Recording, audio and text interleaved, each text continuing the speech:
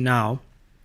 Are you concerned with the advent of a new coalition government in which the ANC cannot set foreign policy, perhaps with the same flexibility that it used to, or maybe it can, that there will be a deviation from the previous position, particularly on the Israel-Palestinian issue? No, I'm not concerned. I know the ANC, and I believe that they will hold to our foreign policy positions. And I think if the ANC wishes to retain its credibility, it has to hold to those positions, because they directly relate to the history, to the values, to the principles that are the essence, that are the core of the ANC. If they don't, it would be a major betrayal.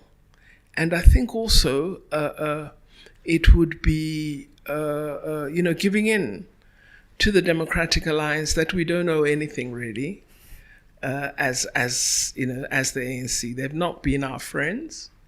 They've never, I don't recall an occasion where they supported a policy position of the government. They may speak now in those terms, but even then it's still rare. They consistently, even while being in the government of national unity, try to separate themselves in terms of identity from the party that is the largest in the GNU.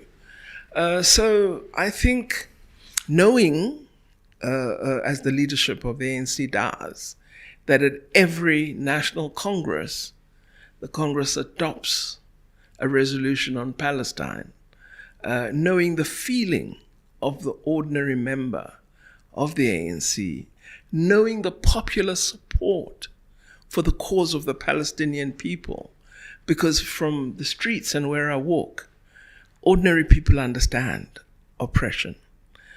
Knowing all of that, I think it would be a big mistake strategically to change this aspect of our foreign policy. There may be better diplomats than I was, but I think they can't change it. It would just be a disaster, and the members won't forgive. On that subject, in a recent interview, you said that the GNU was something like a bitter pill to swallow. I said it was a surprise to me. I never imagined that the ANC would have a government of national unity with the DA. Having observed the relationship over the 30 years of our democracy, and really seen a DA that was very hostile toward the ANC.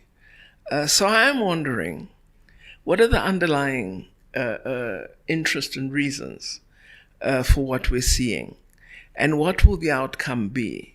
So I'm in terms of time, giving it 24 months, and I want to see at the end of that what we would have achieved. And I hope, because it's our country, and we must be supportive of our country succeeding, I hope that they will address the key concerns of the people of South Africa, and do so in a consensual fashion.